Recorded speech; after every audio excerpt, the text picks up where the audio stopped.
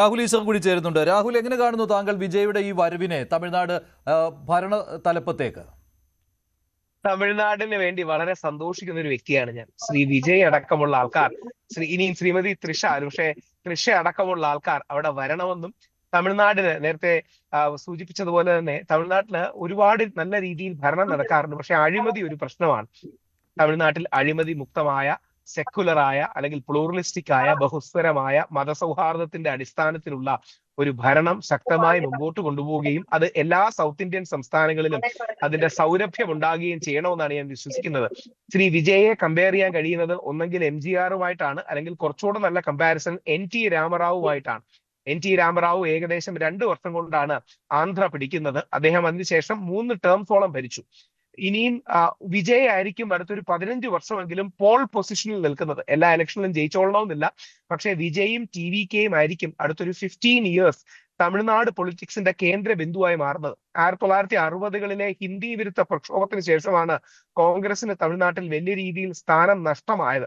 അതിനുശേഷം 60 വർഷത്തോളം ദ്രാവിഡ പാർട്ടികളാണ് അവിടെ പോൾ പൊസിഷനിൽ ഉണ്ടായിരുന്നത്. ദ്രവീഡിയൻ പൊളിറ്റിക്സിന്റെ ബേസിലാണ് തമിഴ്നാട് മുമ്പോട്ട് പോയത്.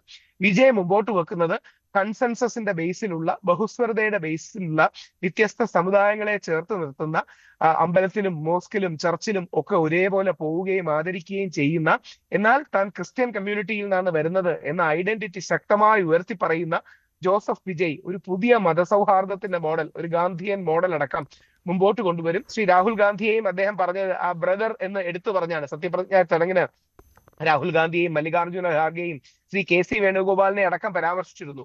അതിൽ മൈ ബ്രദർ എന്ന് എടുത്തു പറയുകയും ചെയ്തിരുന്നു. അപ്പൊ രാഹുൽ ഗാന്ധിയോട് വർഷങ്ങളായിട്ട് വിജയ്ക്ക് ബന്ധമുണ്ടെന്ന് നമുക്കറിയാം. അണ്ണാ ഹസാരയുടെ പ്രക്ഷോഭത്തിനടക്കം വിജയ് സ്റ്റേജിലേക്ക് എത്തിയിരുന്നു. ഞാൻ അണ്ണാ ഹസാരയുടെ പ്രക്ഷോഭത്തിന് അവിടെ ഉണ്ട്. അപ്പോൾ ശ്രീ വിജയ്ക്ക് എന്നും ഒരു ആക്ടിവിസ്റ്റ് മോഡ് ഉണ്ടായിരുന്നു. അപ്പം ആ വിജയ് ജയിച്ചത് തമിഴ്നാടിന്റെ വിജയമാണ്. വിജയ് ഇപ്പോഴാണ് ഇലക്ഷൻ നടക്കുന്നതെങ്കിൽ കുറച്ചുകൂടെ വലിയ ഭൂരിപക്ഷത്തിൽ ജയിക്കും. യഥാർത്ഥത്തിൽ ഇപ്പം വിജയ് ഭരണത്തിൽ ഇങ്ങനെ വന്നത് ബാക്കി പാർട്ടികൾക്ക് നല്ലതാണെന്ന് വേണം അവർ കാണാൻ. ആർക്കും ഭൂരിപക്ഷം ഇല്ലാത്ത രീതിയിൽ വീണ്ടും ഇലക്ഷനിലേക്ക് പോവുകയാണെങ്കിൽ വിജയ് ഏറ്റവും മിനിമം 150 സീറ്റ് ഒറ്റയ്ക്ക് നേടി ചെയ്യും. ആക്സിസ് മൈ ഇന്ത്യ ഒഴിച്ച് ബാക്കി ആരും വിജയിക്ക് ഒരു പ്രസക്തി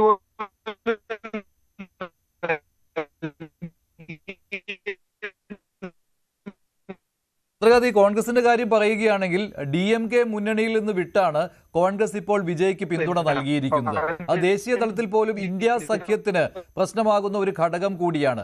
അപ്പോൾ അത്ര കണ്ട് തമിഴ്നാട് രാഷ്ട്രീയത്തിന് ദിശ മാറ്റുന്ന ഒരാളായി വിജയ് മാറാൻ പോവുകയാണ് എന്നുള്ള തിരിച്ചറിവ് കോൺഗ്രസിനുണ്ടല്ലോ. അതുകൊണ്ട് ആ ഒരൊറ്റ കാര്യം കൊണ്ടല്ലേ കോൺഗ്രസ് ഇപ്പോൾ ഇങ്ങനെ ഒരു റിസ്ക് എടുക്കാൻ തയ്യാറായിരിക്കുന്നത്. DMKയേക്കാൾ TVK ആണ് തിരിച്ചറിവ് തമിഴ്നാട് രാഷ്ട്രീയത്തിന്റെ ദിശ മാറ്റുന്നത് എന്നുള്ള തിരിച്ചറിവ്. അല്ല, കോൺഗ്രസിന്റെ ഐഡിയോളജി കൂടുതൽ അലൈൻഡ് TVKയുമായിട്ടാണ്. കോൺഗ്രസിന്റെ ഐഡിയോളജി എന്നും TVKയുമായിട്ടാണ്. അല്ലെങ്കിൽ ഇന്ന് പറയുന്ന രീതിയിൽ ഐഡിയോളജി വെച്ചാൽ അലൈൻ ചെയ്യുന്നത് രാഹുൽ ഗാന്ധിയും വിജയും തമ്മിൽ നല്ല കെമിസ്ട്രി ആണുള്ളത്. രണ്ടുപേരും, വിജയ്ക്ക് 51, രാഹുൽ ഗാന്ധിക്ക് 50, 54, 55 വയസ്സുമാണ്. അപ്പൊ രണ്ടുപേരും രാഷ്ട്രീയത്തിന്റെ കണ്ടിൽ യങ്സ്റ്റേഴ്സ് ആണ്. വിജയ്ക്ക് ഒരുപാട് കാര്യങ്ങൾ ചെയ്യാൻ കഴിയും. വിജയ് ഒരു പോൾ പൊസിഷനിലേക്ക് എത്തിക്കഴിഞ്ഞു. തമിഴ്നാട് വിജയിൽ സെന്റർ ചെയ്ത് പോകും. അത് ഒരുപക്ഷെ DMKയെ പെട്ടെന്ന് ഉപേക്ഷിക്കുന്നതിന്റെ പിന്നിൽ രാഷ്ട്രീയ ധാർമ്മികതയുടെ ഒരു ചോദ്യമുണ്ട്, സംശയമില്ല. മുസ്ലിം ലീഗ് ആദ്യം അതുകൊണ്ടാണ് വിജയ്ക്ക് ഓപ്പൺലി സപ്പോർട്ട് കൊടുക്കാത്തത്. പക്ഷേ ഇപ്പം വിജയ് CPMന്റെ ഓഫീസിൽ വന്ന ചിത്രങ്ങളും കാണേണ്ടതാണ്. കാൾ മാർക്സിനെ വണങ്ങി കാൾ ചിത്രത്തിന് മുമ്പിൽ പുഷ്പാർച്ചനയൊക്കെ നടത്തി, അല്ലെങ്കിൽ പ്രതിമയ്ക്ക് മുമ്പിൽ പുഷ്പാർച്ചന നടത്തി. അതാണ് ആ മനുഷ്യന്റെ നന്മ. എല്ലാരെയും ഒരുമിച്ച് കൊണ്ടുപോകണം. അദ്ദേഹത്തിന് ഒരു ഐഡന്റിറ്റി ഉണ്ട്, ഐഡിയോളജി ഉണ്ട്. പക്ഷെ എന്തു കൊണ്ടുപോകും? വിജയാണ് ഇനിയും വരാൻ പോകുന്ന കാലത്തെ രാഷ്ട്രീയക്കാരെ ഡിഫൈൻ ചെയ്യുന്ന ഒരു വ്യക്തിത്വം, അല്ലെങ്കിൽ ഡിഫൈൻ ചെയ്യേണ്ട വ്യക്തിത്വം. ഇൻക്ലൂസീവ് ആണ്, പ്ലൂറലിസ്റ്റിക് ആണ്, സെക്കുലർ ആണ്, സോഷ്യൽ വെൽഫെയറിന്റെ ആളാണ്. വിജയ്ക്ക് ഒരു സിനിമയ്ക്ക് 200 കോടിയോളം രൂപ കിട്ടുമെന്നാണ് ഇൻഡസ്ട്രി പറയുന്നത്. ആ 200 കോടി രൂപ ഉപേക്ഷിച്ച് ജനനായകനായി ജനസേവനത്തിന് ഇറങ്ങിയത് ഈ രാജ്യത്തിന് തന്നെ മാതൃകയാണ്. അതുകൊണ്ട് വിജയ് വാഴുക, തമിഴ് വാഴുക.